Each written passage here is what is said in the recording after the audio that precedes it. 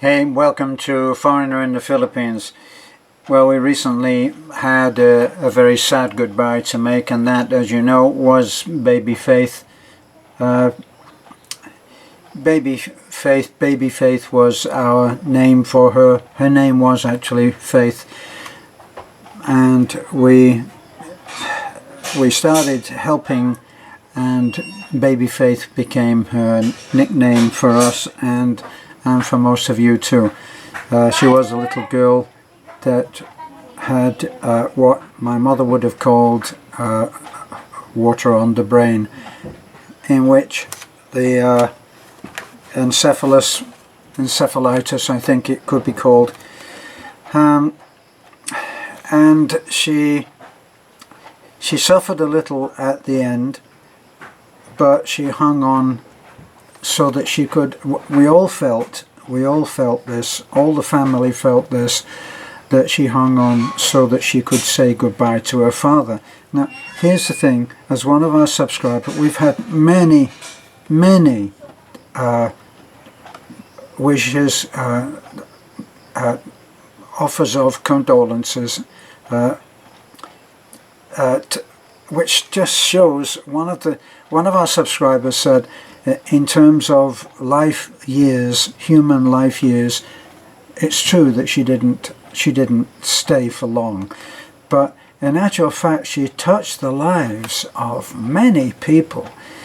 I know that whenever we went round to see Baby Faith, we were very much aware of how cherished she was as a child. Someone would always be there to talk to her, to hold her, and that was a close little community where she was very well known. She was surrounded by people who loved her, and she brought about, she created that feeling of love by being Baby Faith. And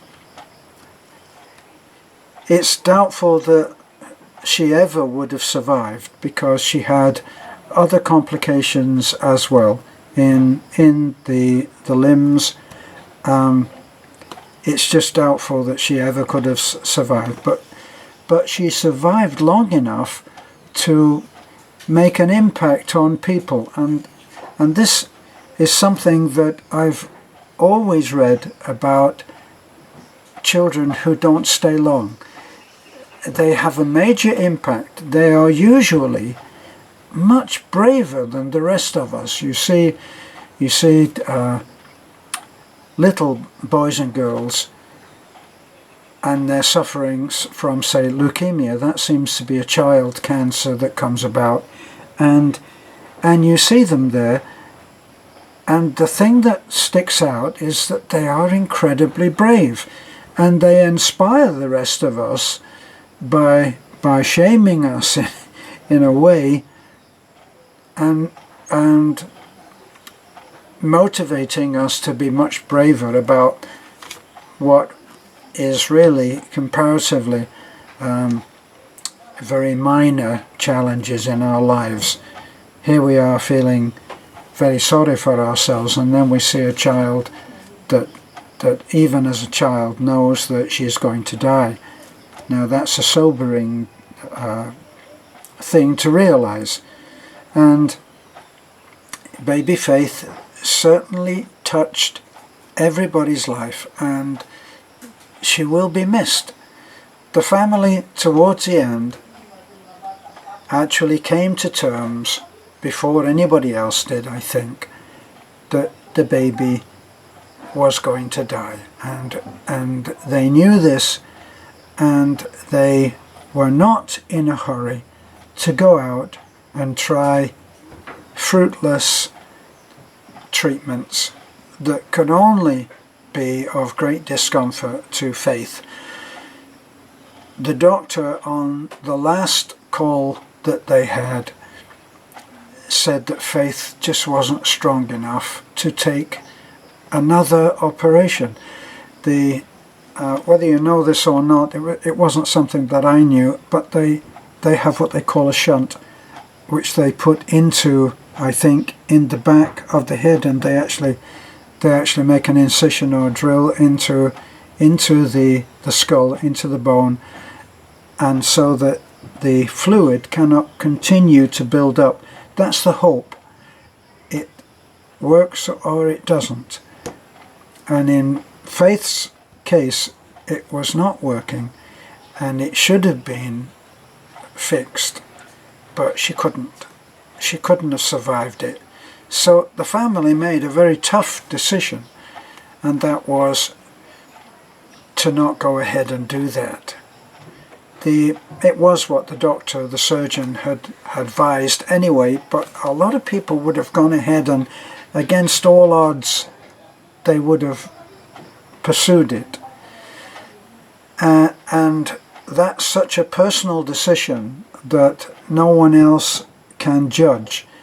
We have another child that we help that's like one of our own. She is a member of the church. That's how we met her, and she for whatever reason we call her Baby Jane, and the reason that she ended up Baby Jane, even though her name is actually Jenilyn, is because Baby Jane was a famous movie title. So I thought that it would stick in people's minds, and it did.